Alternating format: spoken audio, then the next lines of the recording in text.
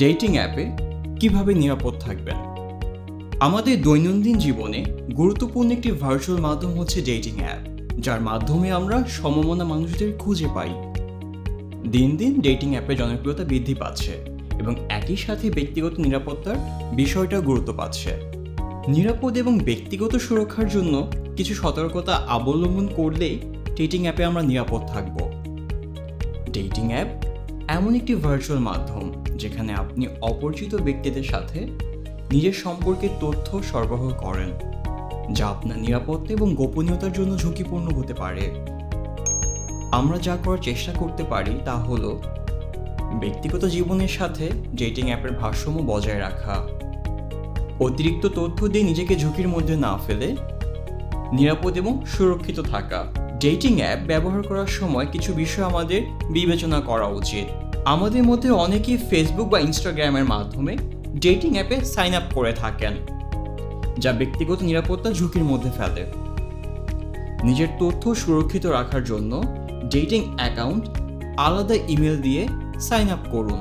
যদি আপনার dating profile এমন একটি ফটো থাকে যা আপনার ইনস্টাগ্রাম বা ফেসবুক অ্যাকাউন্টও দেখা যায়, তাহলে যে কেউ সহজে আপনাকে সোশ্যাল মিডিয়ায় খুঁজে পাবে এবং আপনার ক্ষতির কারণ হতে পারে। তাই এমন ছবি ব্যবহার করবেন না যা আপনার পরিচয় সম্পূর্ণভাবে প্রকাশ করে।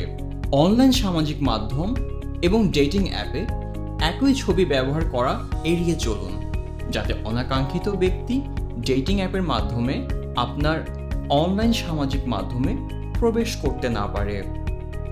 ডেটিং অ্যাপের সাথে আপনার অনলাইন সামাজিক মাধ্যমের লিঙ্ক সংযুক্ত করা থেকে বিরত থাকুন। আপনি আপনার ডেটিং প্রোফাইলের সাথে যত বেশি অনলাইন সামাজিক মাধ্যমের অ্যাকাউন্ট লিঙ্ক করবেন, আপনার পরিচয় চুরির প্রবণতা তত বেশি বেড়ে যাবে। নিরাপদ থাকতে আমরা কি করতে পারি? অনাকাঙ্ক্ষিত ব্যক্তি আপনার নাম ব্যবহার করে সার্চ ইঞ্জিনের মাধ্যমে আপনার অন্যান্য সামাজিক মাধ্যমের সন্ধান করতে পারে। তাই আপনার অন্যান্য সামাজিক অ্যাপ সুরক্ষিত রাখতে ডেটিং অ্যাপে অবশ্যই ছদ্মনাম ব্যবহার করুন। ব্যক্তিগত তথ্য সংক্ষিপ্ত এবং প্রাসঙ্গিক করুন। অনেক ডেটিং অ্যাপে আপনার কর্মক্ষেত্র, শিক্ষার পটভূমি এবং ধর্মীয় দৃষ্টিভঙ্গি জিজ্ঞাসা করে। আপনি সবসময় এই বিষয়গুলিকে চ্যাট বক্সে বা সরাসরি সাক্ষাতেও বলতে পারেন। ডেটিং অ্যাপে আপনার লোকেশন শেয়ারিং সীমাবদ্ধ করুন। ডেটিং অ্যাপগুলো লোকেশন শেয়ারিংয়ের মাধ্যমে আপনার গতিবিধি পর্যবেক্ষণ করে থাকে। আপনার মোবাইলে ডেটিং অ্যাপের লোকেশন শেয়ার করার সময় while using the app অপশনটি ব্যবহার করুন। প্রাথমিক পরিচয়ে অ্যাপের মধ্যে রাখুন। ডেটিং অ্যাপে খুব তাড়াতাড়ি কেউ আপনার মোবাইল নম্বর চাইলে তা দেওয়ার ক্ষেত্রে সতর্ক থাকুন। আপনার ফোন নাম্বার স্ক্যামাররা পরিচয় চুরির জন্য ব্যবহার করতে পারে। মোবাইল নাম্বারের পরিবর্তে অন্য কোনো সোশ্যাল চ্যাটিং অ্যাপ ব্যবহার করতে পারেন, যেখানে আপনার মোবাইল নম্বর প্রকাশ করতে হয় না। টেলিগ্রাম এমন একটি অ্যাপ যা আপনি একই ধরনের পরিস্থিতিতে ব্যবহার করতে পারেন। দীর্ঘদিন অব্যবহৃত অ্যাপ আপনার পরিচয় ঝুঁকির মধ্যে ফেলে।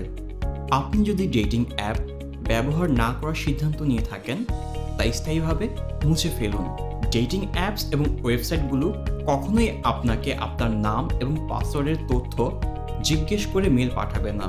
তাই আপনি যদি আপনার লগ ইন তথ্যের জন্য কোনো অনুরোধ পান, তবে এটি মুছে ফেলুন এবং রিপোর্ট করার কথা বিবেচনা করুন।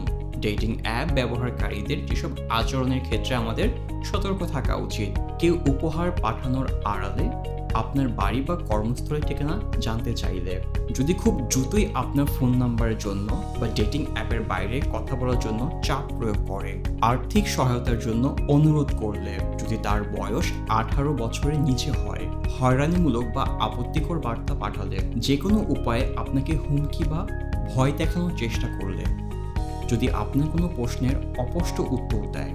মনে রাখবেন, যদি কাউকে আপনার অনিরাপদ মনে হয়, যে কোনো পরিস্থিতিতে আপনি তাকে ব্লক বা রিপোর্ট করতে পারেন।